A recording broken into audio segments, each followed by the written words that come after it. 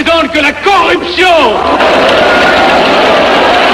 Vous, capitalistes, vous n'avez cessé de pousser la classe ouvrière à la misère. Et vous, communistes, vous avez cessé d'exploiter cette misère voulue par les capitalistes.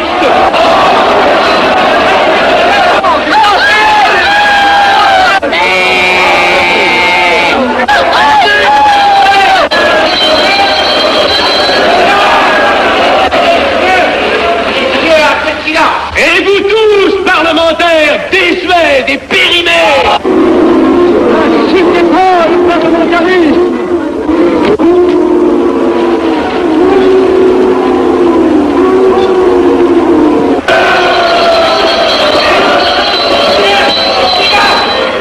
Est-ce que je vais lever la séance? Continuez, monsieur Garcin. Messieurs, je n'ai plus rien à dire. J'ai eu conscience de vous dire quelques vérités, peut-être désagréables, mais utiles. Ce ne sont pas quelques interruptions qui m'arrêteront. La communauté française ne se bâtira pas sur le conflit de la vieille bourgeoisie égoïste et du peuple affamé. C'est pourquoi je ne voterai pas ce projet qui donne satisfaction au capitalisme international et serait le bon prétexte pour les communistes à accentuer nos divisions. Je ne le voterai pas. Je serai sans doute le seul à ne pas le voter, car il semble que par une étrange aberration, la Chambre tout entière soit prête, comme toujours, à trahir l'intérêt français au bénéfice de certains intérêts internationaux très particuliers.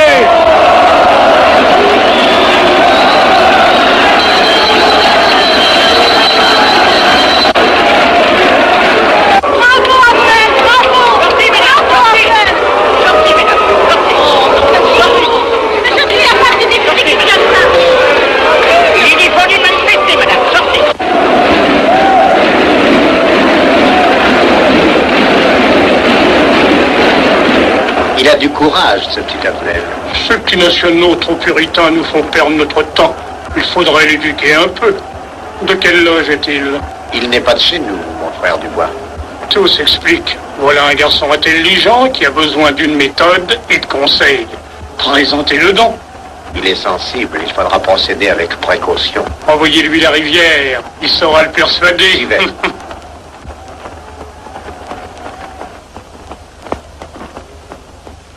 Mon cher vénérable, nous avons un service à vous demander. Enfin, aidez donc, je vous suis tout dévoué. Le jeune Abnel qui vient de parler assez brillamment devrait subir les épreuves de l'initiation. La maçonnerie lui apporterait beaucoup et le disciplinerait. Ne croyez-vous pas? J'y pensais déjà.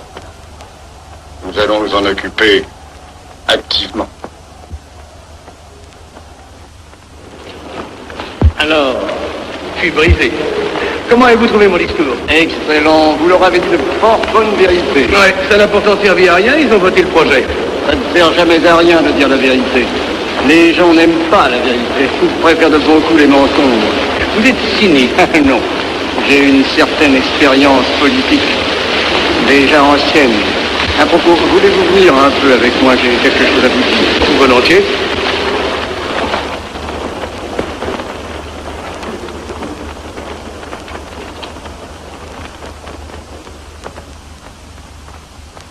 Voyons, je voulais vous dire, si nous reprenions notre conversation sur la franc-maçonnerie, vous m'aviez dit l'autre jour que vous étiez curieux de connaître cette association. Ah oui, on en dit tantôt du bien, tantôt du mal.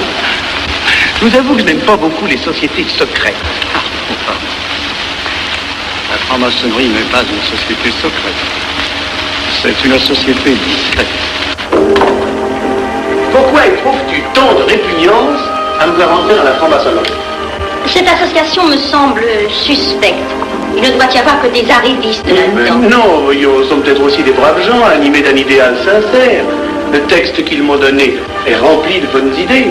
Tu me diras que ce n'est qu'un programme affiché à l'entrée, mais il me paraît loyal. Tu es un honnête homme, mon chéri. Mais tu as un grand défaut. Ah, et lequel? Tu ne vois jamais le mal. Tu imagines que les autres sont bons comme toi-même. C'est pourquoi tu as toujours des déceptions. N'importe, je suis décidé à tenter cette expérience. Alors fais-la. Je souhaite me tromper. Quand dois-tu te présenter chez ces gens? Mercredi. Déjà.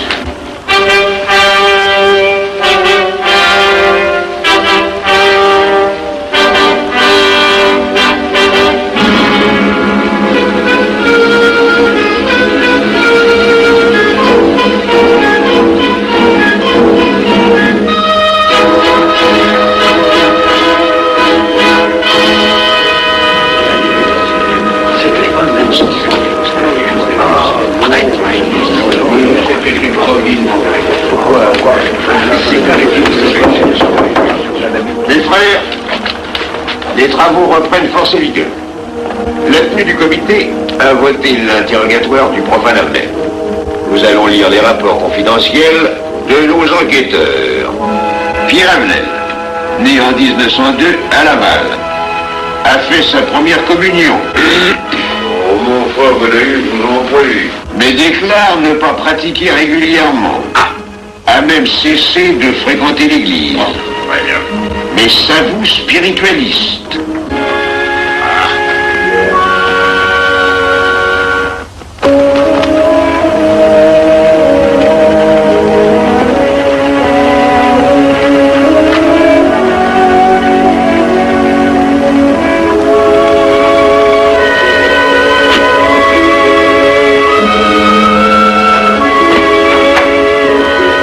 Monsieur, voulez-vous me signer? Permettez-moi de vous border les genoux.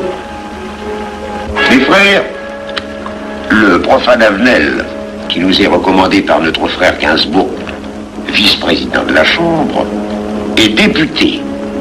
Cela ne nous impressionne pas. Nous devons surtout examiner ce qu'il pourra apporter à la franc-maçonnerie. Il nous faut des gens qui servent notre ordre et contribuent à sa puissance. Pour l'instant, il paraît afficher des idées nationales un peu trop absolues. Mais enfin, je voudrais vous prévenir d'une chose. Comme il est de notre intérêt de tenir en main un grand nombre de parlementaires, il vaudrait peut-être mieux ne pas lui poser des questions qui pourraient le choquer. On nous le signale comme assez sensible sur les questions spirituelles ou religieuses. Quand il aura travaillé quelque temps parmi nous, il aura évolué.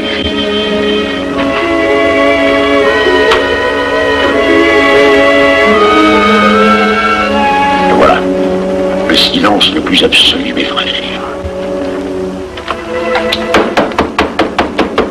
Qui frappe ainsi régulièrement à la porte du temple? C'est un profane qui demande à être interrogé, vénérable maître. Faites entrer le profane.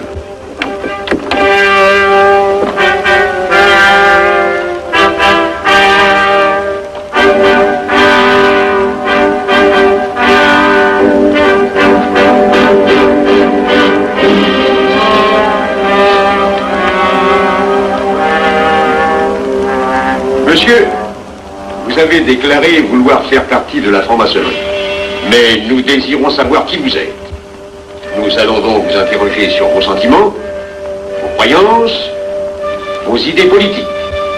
Répondez-nous sans vous troubler, mais en nous disant la plus stricte vérité. Consentez-vous à cet interrogatoire? J'y consens. Monsieur, croyez-vous en Dieu? Et pourquoi? Il semble être déçu par ce premier contact avec la maçonnerie. Mais l'interrogatoire est assez pénible. J'ai dû paraître ridicule. Vous vous trompez.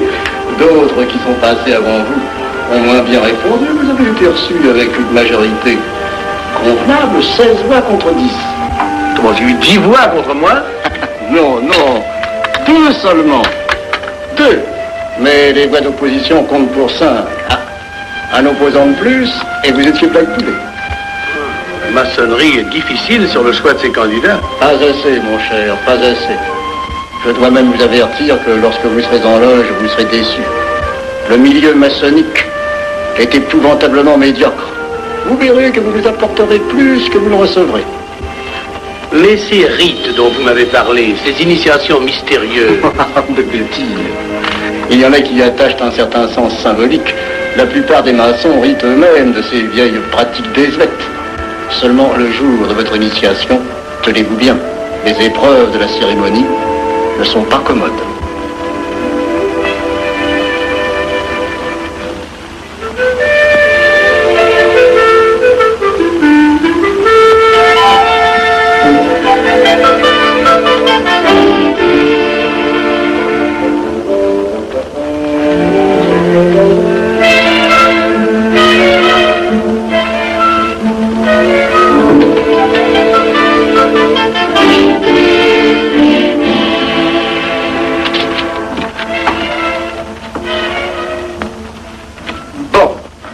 Attendez à la buvette, là.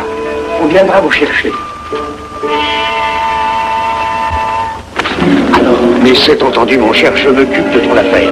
Tu peux compter sur moi. C'est très important. Mais c'est tout entendu. Excuse-moi, la tenue va commencer, je suis un peu en retard.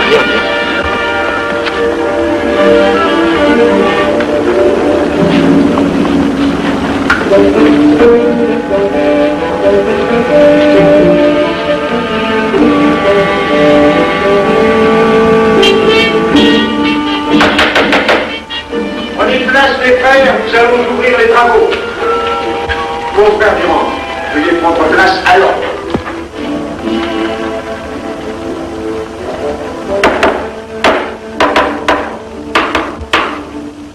Frère premier surveillant, êtes-vous franc-maçon?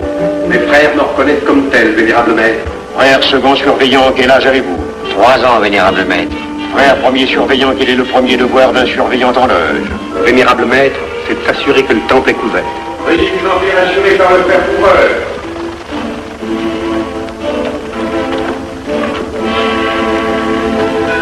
Le temple est couvert, vénérable maître.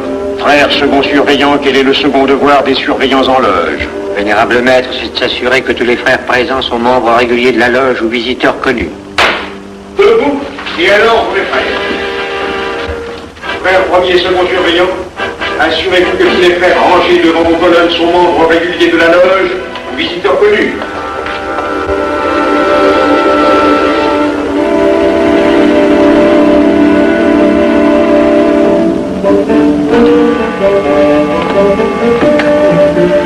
Vénérable maître, les frères qui décorent l'une et l'autre colonne sont membres réguliers de la loge ou visiteurs connus. Il en est de même à l'Orient. Frère premier surveillant, à quelle heure les francs-maçons opèrent-ils leurs travaux? À midi, vénérable maître. Quelle heure est-il, frère second surveillant? Il est midi, vénérable maître.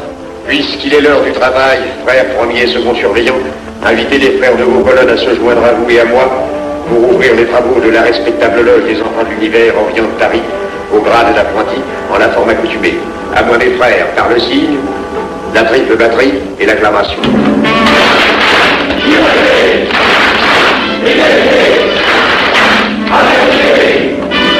Prenez place mes frères, les travaux sont ouverts.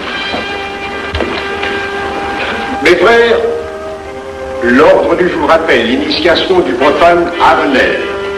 L'atelier a voté dans une précédente tenue la mission du dit profane.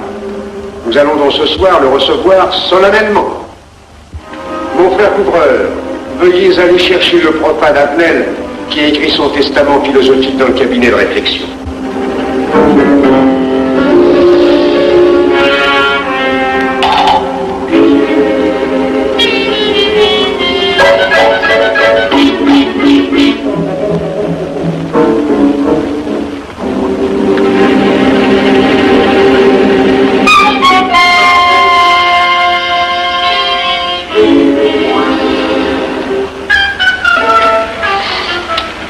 Rigolo leur truc.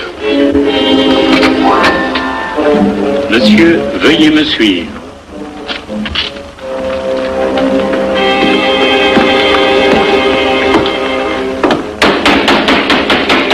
Qui frappe ainsi régulièrement à la porte du temple?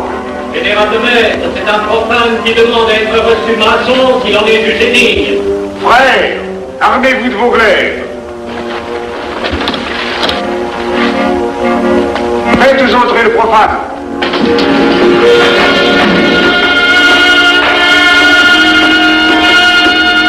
Laissez-vous, monsieur.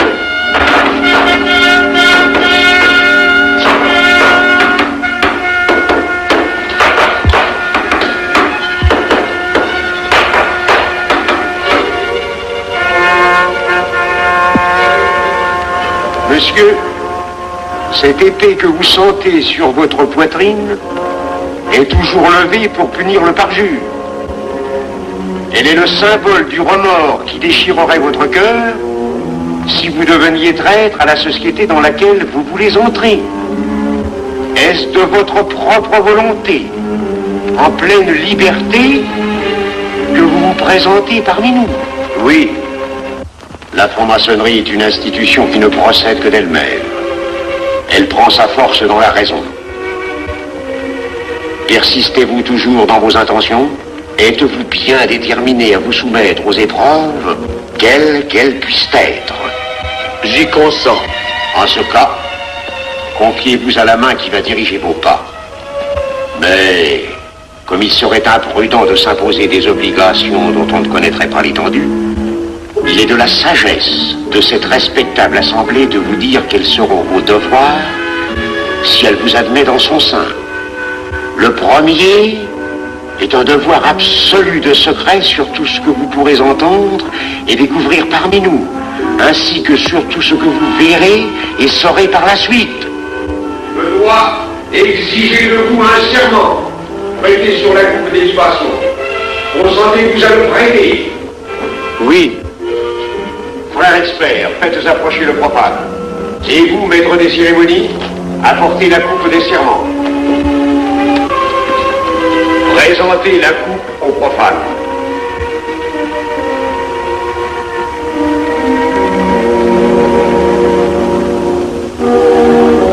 Prononcez avec moi le serment. Je m'engage sur l'honneur, au silence le plus absolu, sur tous les genres d'épreuves qu'on pourra me faire subir. Je m'y engage. Vous devez connaître toute l'importance d'un serment. Si jamais vous manquiez à une parole aussi solennellement donnée, buvez.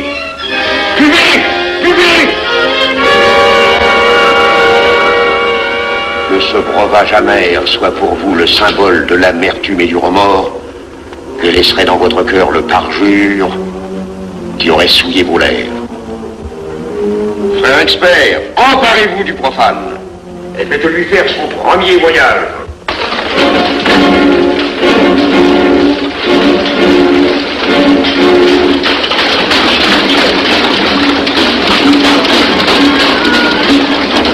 Voilà, c'est un profane qui demande à être reçu maçon. Comment ose-t-il l'espérer? C'est qu'il est libre et de bonne mœurs. Puisqu'il en est ainsi, qu'il passe.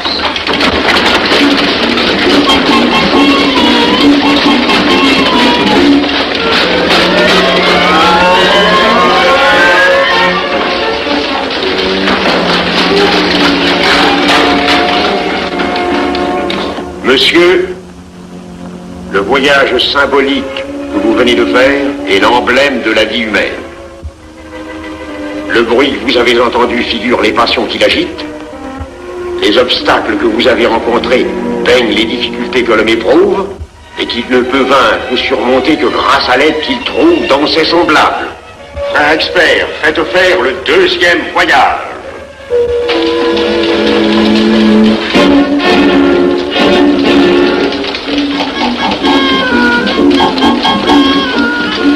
Qui va là? C'est un profane qui demande à être reçu maçon. Comment ose-t-il l'espérer? C'est qu'il est libre et de bonne mœurs. Puisqu'il en est ainsi, qu'il passe et qu'il soit purifié par l'eau.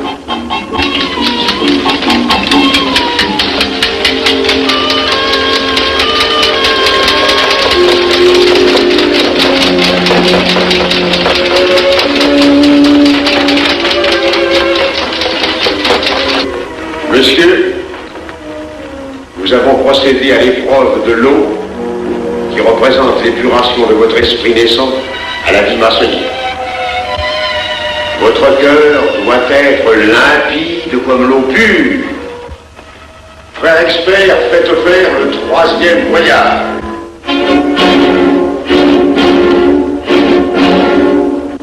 Qui va là? C'est un profane qui demande à être reçu maçon. Comment ose-t-il l'espérer? C'est qu'il est libre et de bonne mœurs. Puisqu'il en est ainsi qu'il passe par les flammes.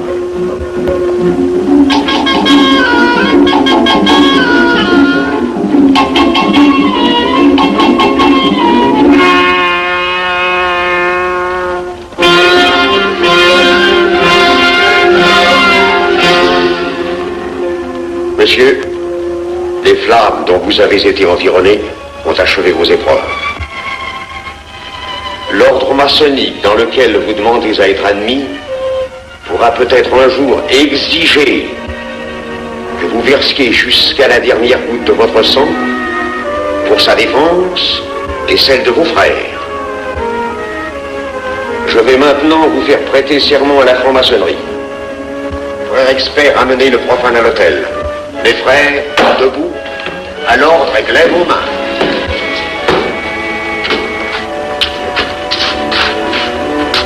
Moi, Pierre Avenel. Moi, Pierre Avenel, De ma propre et libre volonté. de ma propre et libre volonté, En présence de cette respectable assemblée de maçons. en présence de cette respectable assemblée de maçons, Je jure et promets solennellement je jure et promets solennellement de ne jamais révéler aucun des mystères de la franc-maçonnerie qui vont m'être confiés. de ne jamais révéler aucun des mystères de la franc-maçonnerie qui vont m'être confiés. Quelle idée saugrenue ton mari a-t-il de se faire recevoir franc-maçon? Je lui ai déconseillé tant que j'ai pu, mais tu sais comme il est entêté. Il va se trouver dans un milieu d'arrivistes si médiocre. On l'a pourtant bien prévenu. Pourvu qu'il ne lui arrive rien. Il y a tant d'histoires qui courent sur le compte de ces sociétés secrètes. Ne t'inquiète pas, Pierre. Il saura se tirer d'un mauvais pas. Prudent. Pas assez. Monsieur, le serment que vous venez de prêter ne vous donne-t-il aucune inquiétude? Consentez-vous à le renouveler lorsque vous aurez reçu la lumière? Je le renouvellerai. Les frères, nous allons donner la lumière aux profanes. Frère couvreur, préparez-vous à accomplir votre office. Que la lumière lui soit donnée à mon troisième coup de maillet.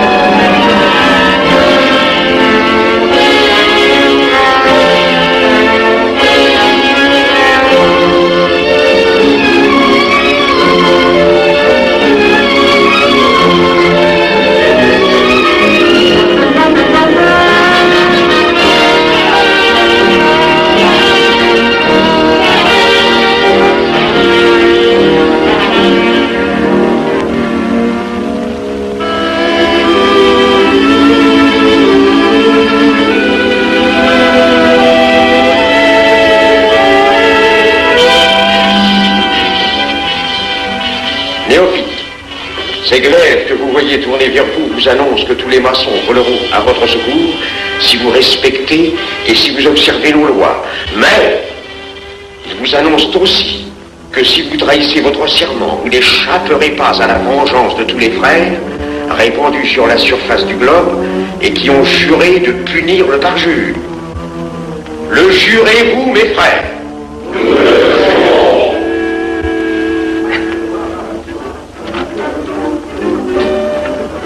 Mes frères, à la santé de notre nouveau frère. À votre santé.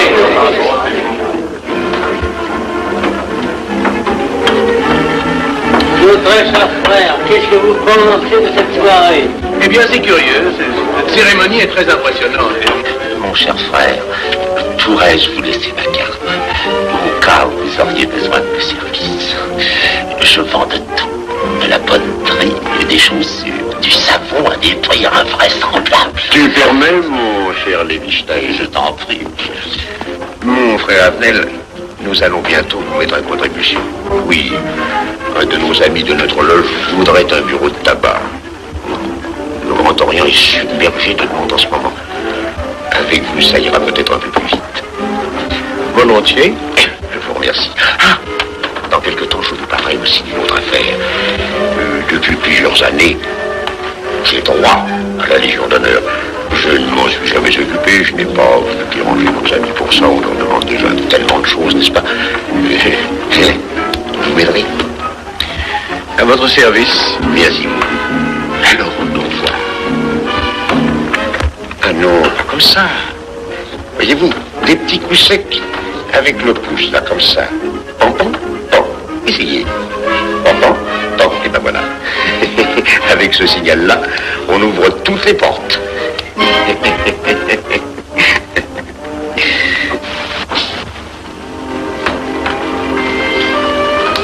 Alors, content? Bon. Tu as l'air contrarié. Oh non. Déjà déçu? Pas encore. Tu me raconteras la séance. Ah, j'ai juré de ne rien dire. Même à moi? Écoute, c'était pas ridicule. C'était étrange.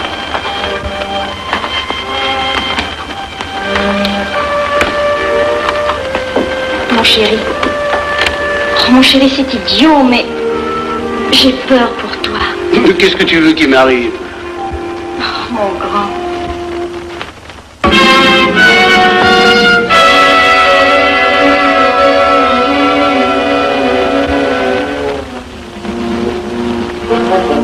Mon très cher frère Avenel, vous êtes député.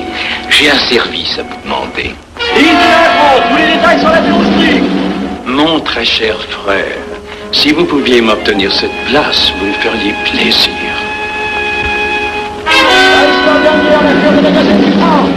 Mon cher, donnez donc un coup de téléphone au préfet qu'il m'ôte cette contravention. Demandez la liberté, le scandale fascinateur. Mon très cher frère Avenel, j'ai besoin d'un bon témoin de moralité dans un procès. C'est un de nos frères qui passe en correctionnel. Il est bien un peu coupable, mais avec un peu d'appui. Et pour manifester cette solidarité maçonnique, je suis sûr que vous voudrez bien vivre. L'arrestation du banquier Charles Lévy. Le faille des banques coopératives. Un nouveau scandale financier. Il faut l'exclure, c'est une fripouille. Oui, évidemment, c'est une fripouille, mais puisque personne ne le sait, nous pouvons le garder parmi nous. Non! Je comprends très bien vos réactions, mon cher Arnel. Mais tenez, je vais vous citer un exemple. J'ai vécu pendant 20 ans en maçonnerie avec un frère que je considérais comme un escroc. Je n'ai rien dit, parce que c'était un excellent maçon. Nous ne sommes pas du même avis.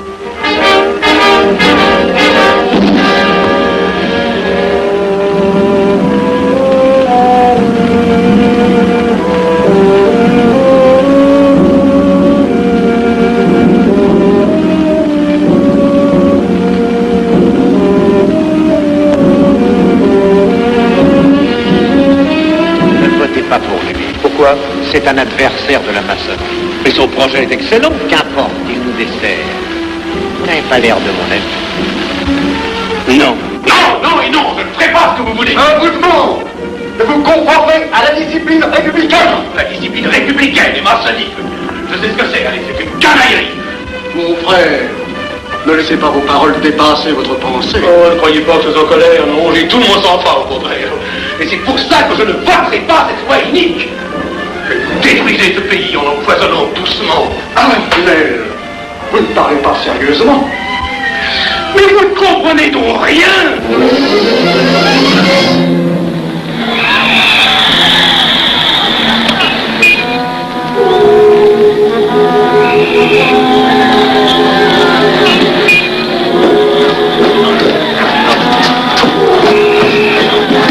Que se passe-t-il? Regardez. Mais calmez-vous, mon vieux. Ce n'est rien. Rien.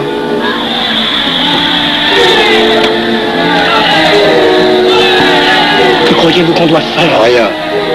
Surtout rien. Pas de pareil cas écoute attendre. Et croyez-moi, il n'y aura pas d'incident. Tous ces gens vont rentrer se coucher. Ils sont fatigués de crier.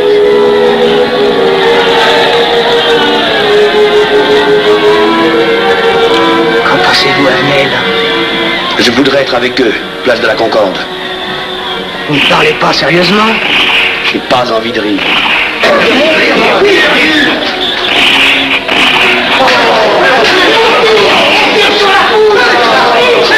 Il faut arrêter ça, oui.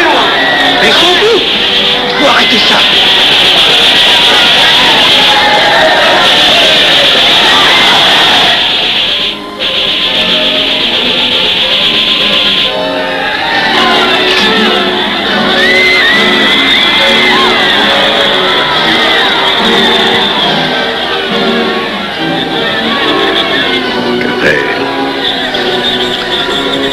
Trop tard. On tire encore. Coup de feu.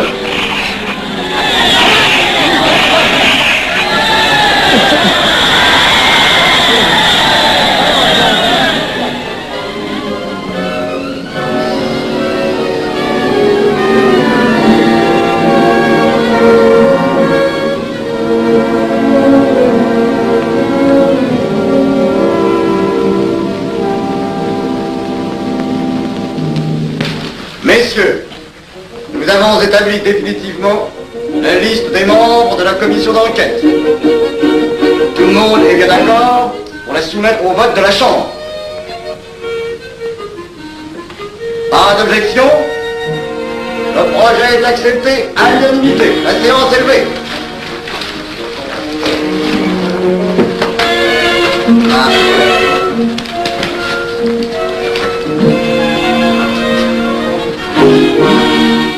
Vous pensez que ça va marcher? Je ne prévois pas d'opposition. Si cela est ainsi, nous risquons de nous en tirer.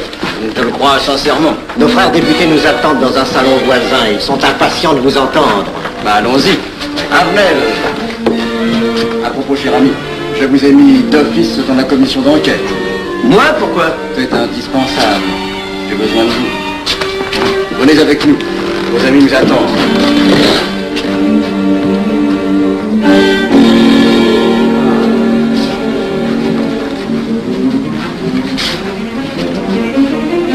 Mes frères, puisque nous sommes entre nous, je puis vous dire bien confidentiellement que nous allons traverser ces événements graves sans trop de dommages.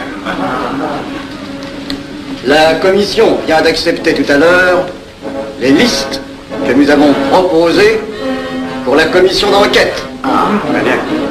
Beaucoup de nos adversaires en font partie, mais dans l'ensemble, les maçons sont encore en majorité. Rassurez-vous donc, ni la République ni la maçonnerie ne sont perdues. Elles ont traversé une crise grave. Elles sortiront renforcées de cette épreuve. Merci.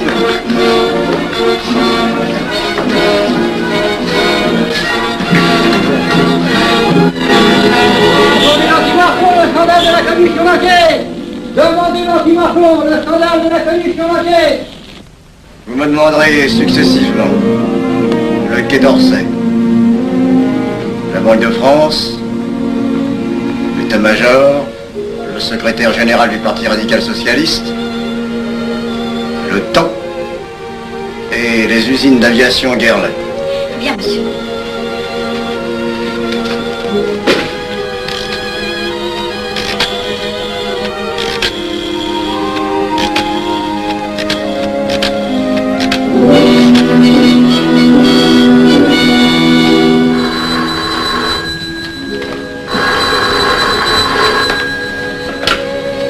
Allô, le chef de cabinet du ministre. Allô? Mais oui, passez-le moi. Lui-même, à vos ordres, mon très cher ami. Je ne peux rien vous dire par téléphone. Il pleut. Vous me comprenez? À merveille. Alertez tous nos amis à l'étranger. Qu'en aucun cas, on ne parle de nous. Silence. Compris. Allô, ici Général Maisonnat. À vos ordres, mon cher Larivière. Je compte sur vous, mon cher général, pour que l'armée ne varie pas politiquement. Elle doit rester divisée, avant tout. Ne craignez rien, j'ai déjà procédé à des changements importants. Tous les officiers suspects d'être contre nous ont été éloignés de Paris et séparés les uns des autres. Mes frères, il est indispensable de franchir cette mauvaise passe. Il ne faut pas trop de mouvement de course. N'est-ce pas, mon frère sous-gouverneur? Nous maintiendrons la monnaie. La presse de droite doit essayer d'attaquer la presse de gauche. Pendant quelque temps. Pour donner le change. C'est entendu.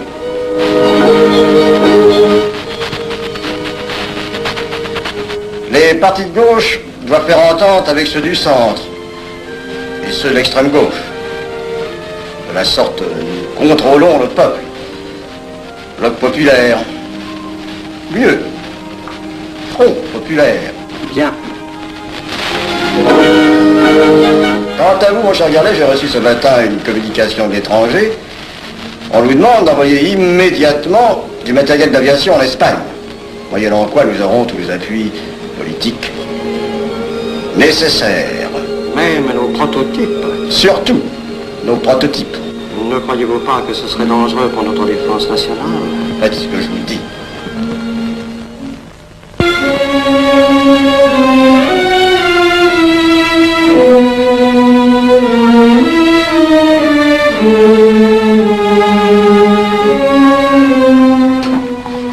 Monsieur Avenel, Faites entrer. Ah, bonjour, cher ami. Comment on va? bien, merci. Ah, je vous ai fait appeler. Que se passe-t-il? On ne vous voit plus. Vous le boudez? Oh non. Cigarette. Non, merci.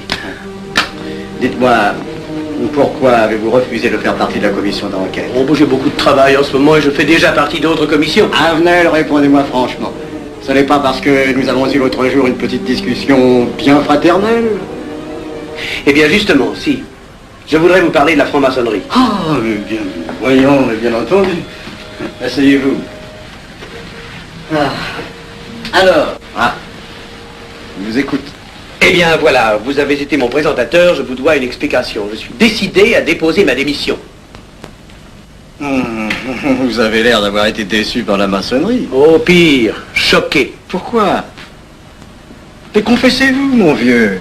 Vous ne serez pas le premier maçon qui m'aura ouvert son cœur. Qu'est-ce qu'on vous a fait? Mais à moi, personnellement, rien. Mais je trouve ce milieu maçonnique... Pourri d'arrivistes écœurants. Je vous l'accorde. Ah, ben, je ne vous le fais pas dire. Oh, croyez-vous que je sois dupe? Ben, alors je ne comprends pas. Tant de vertu affichées sur le programme à la porte. Tant de mystère à l'intérieur pour ne cacher que ces petites combines, ces appétits de comitard. Je m'attendais à trouver des hommes dévoués, sinon supérieurs. Au lieu de ça, je n'ai rencontré que des quémandeurs de bureaux de tabac ou de décoration, ou alors des fripouilles qui cherchaient à m'utiliser pour échapper à des condamnations. En dehors d'eux, des phraseurs, des sectaires ignorant tout, ne connaissant rien de l'histoire de leur pays, rien de l'histoire du monde, rien de la politique, rien de la philosophie, rien.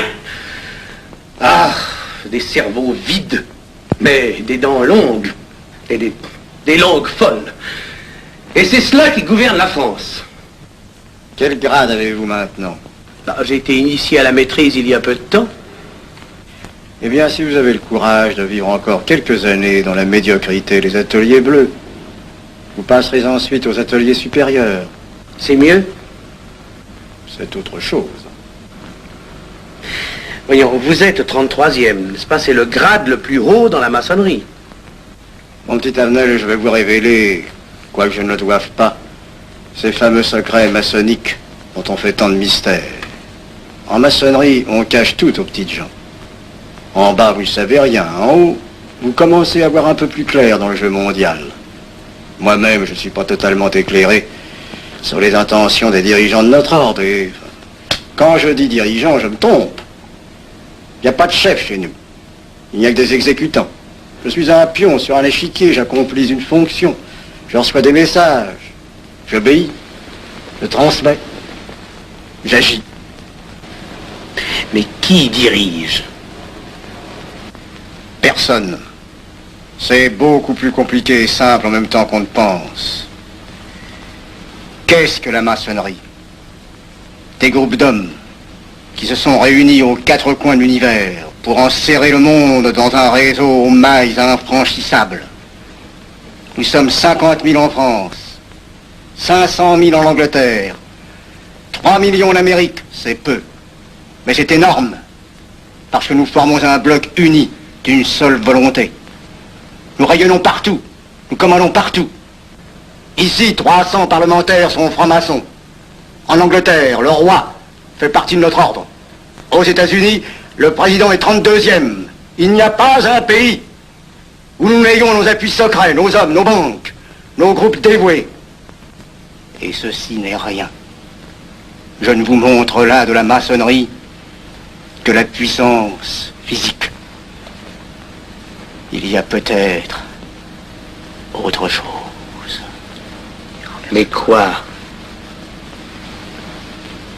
Une doctrine supérieure. Une antique expérience des forces du monde qui nous permet de pousser les peuples tantôt vers la vie, tantôt vers la mort, quand il le faut. La mort? Je croyais la maçonnerie attachée à la paix. À une certaine paix. Notre paix. Sinon,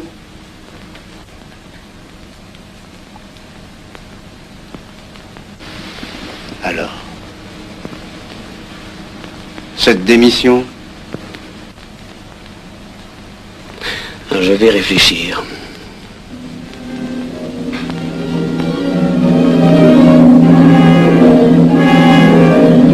Alors, il n'y a qu'une solution, la guerre. Pour réussir à déclencher la guerre, la maçonnerie a besoin de tous ses hommes. Sur combien de voix pouvons-nous compter à la Chambre? Nos frères parlementaires sont à peu près tous sûrs. Sauf un que j'oserais nommer, car il fait partie de notre loge. Qui donc? Avenel. Il tient des propos contre le Grand Orient qui l'accuse de vouloir déclarer la guerre à l'Europe. Je n'ai jamais eu confiance en ce type-là. C'est une faute de l'avoir laissé entrer ici. Nous pouvons encore leur amener de meilleurs sentiments. Doute que vous réussissiez. Qui sait? Nous avons peut-être les moyens pour ça.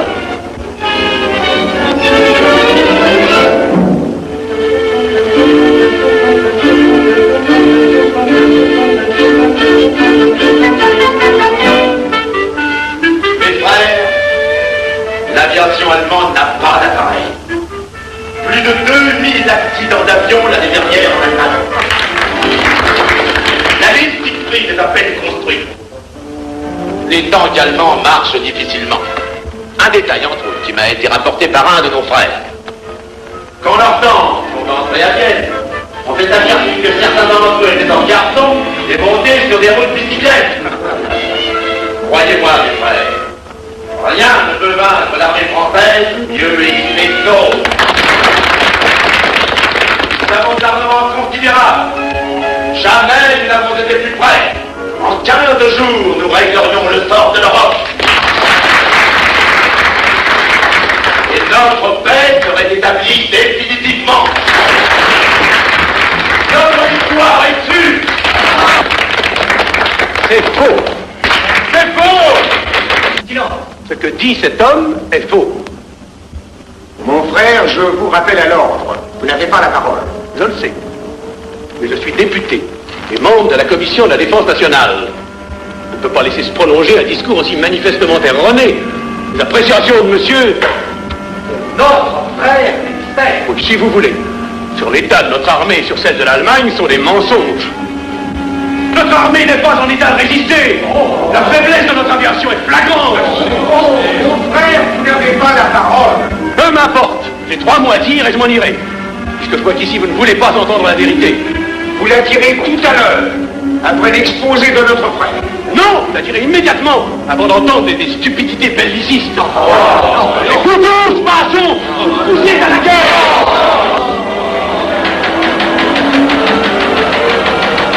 Nous n'avons pas d'armes modernes, pas d'avions, pas de chefs, pas de morale surtout. Le peuple français ne se battra pas pour défendre une idéologie fumeuse, un régime ignoble, une république pourrie. Mon frère Abel. Prie de couvrir le dos.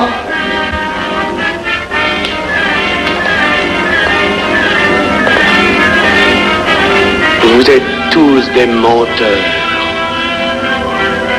et des faussaires. Tout chez vous n'est qu'une sinistre comédie.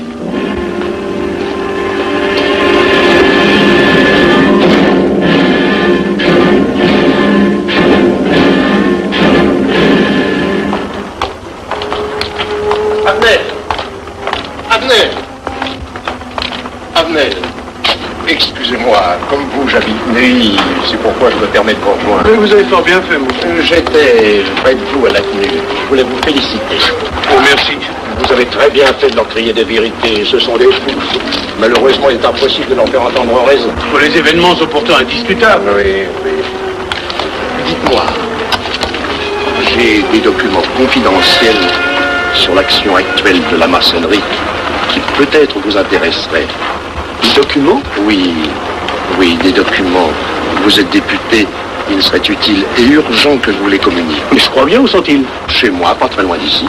Si vous avez quelques minutes. Oui, volontiers, allons. Alors, qu'est-ce qu'on décide? Pétard ou couteau? Le couteau, ça fait moins de bruit. Attention, voilà.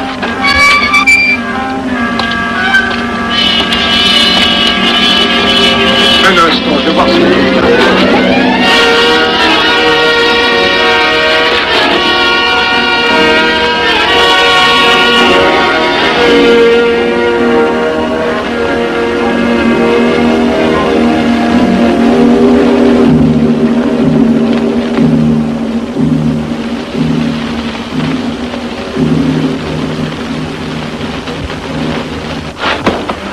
Ne t'inquiète pas, mon chéri. Tu guériras tout. Le docteur a dit maintenant que tu étais sauvé, à condition d'être sage.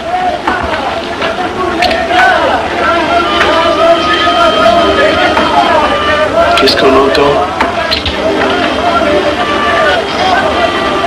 C'est la mobilisation générale, mon chéri. Quoi, la mobilisation? Non, ne t'agite pas, je t'en supplie. Je n'aurais pas dû te le dire, mon Dieu.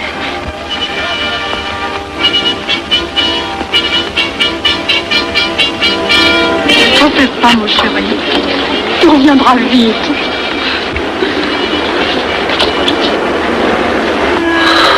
Les brutes.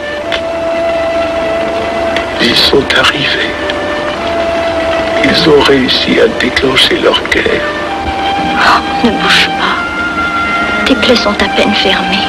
Si j'étais pas tombé sous les coups de ces criminels, j'aurais peut-être pu arrêter ça. Mais non, tu n'aurais rien pu empêcher, mon chéri. Ces hommes sont plus forts que toi. Ils ne t'auraient pas manqué.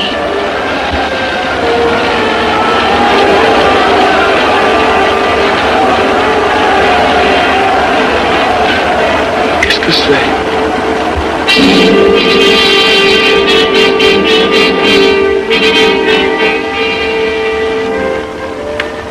Les malheureux. S'ils savaient ce que je sais.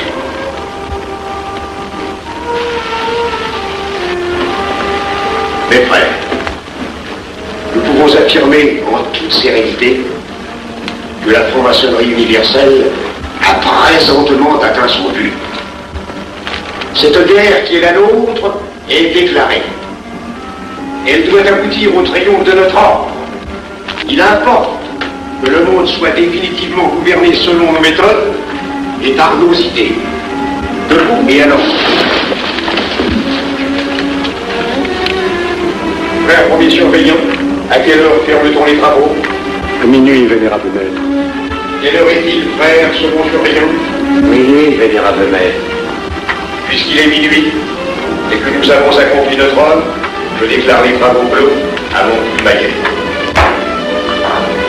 Retirons-nous en paix, mes frères, sous la loi du silence.